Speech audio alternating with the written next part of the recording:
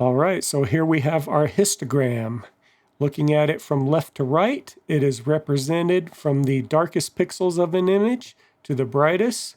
We have our blacks, shadows, general exposure, highlights, and our whites. The peaks on the graph show the pixel density in that part of the image. So the gray graph represents our light and dark tones, and most of those pixels are in the blacks. And if we look down here in the image, we have a whole lot of black pixels. Less in the midtones and more in the highlights.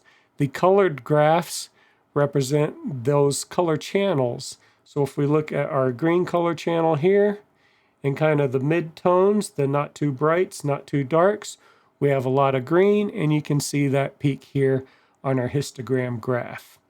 And kind of the same with the blue and the yellow. So one of the tools of the histogram is we can turn on our clipping by clicking these little triangles here. The left one is the shadows, and the right one is the highlights.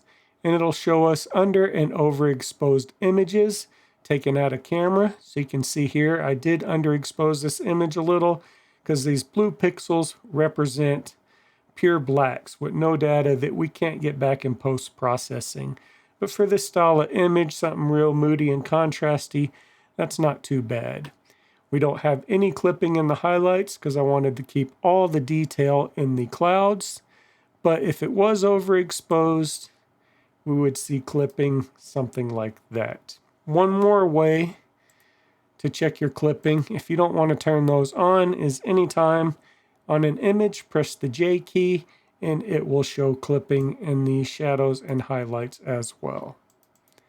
I prefer to leave this on for a majority of my editing, just so I can keep an eye on what I'm doing. Just below the graph, we can see our ISO, what focal length we shot the image at, the f-stop, and our shutter speed. Now something you can do is actually edit the image from the histogram, and I'm going to show you how to do that now. So if we hover over our different parts, we can see this is the exposure, and by clicking the mouse and dragging left or right, I can increase or decrease the exposure. So for this particular image, I'm going to lift the exposure while paying attention to my midtones. Now coming over to my whites, I want to click and drag until I just start to clip the whites. About right there. Then I'm going to come to my highlights and drag them the other way to create some separation in the sky. While I'm doing this, I'm watching my highlights in the mountain peak here because I don't want to take them too dark. Something about like that. Now we're going to go to the opposite end of the graph. I'm going to crunch my blacks just a little more and lift my shadows to create some separation there. Stop and take a look at the overall image, and I think I want to take my exposure back down a little bit. One thing you can do when you're in any one of these areas, blacks, shadows, exposure, highlights, or whites, is double click to reset back to the beginning. And I'm going to lift them, but not quite as much. And there we go. We did a quick, simple edit on this image using just the histogram.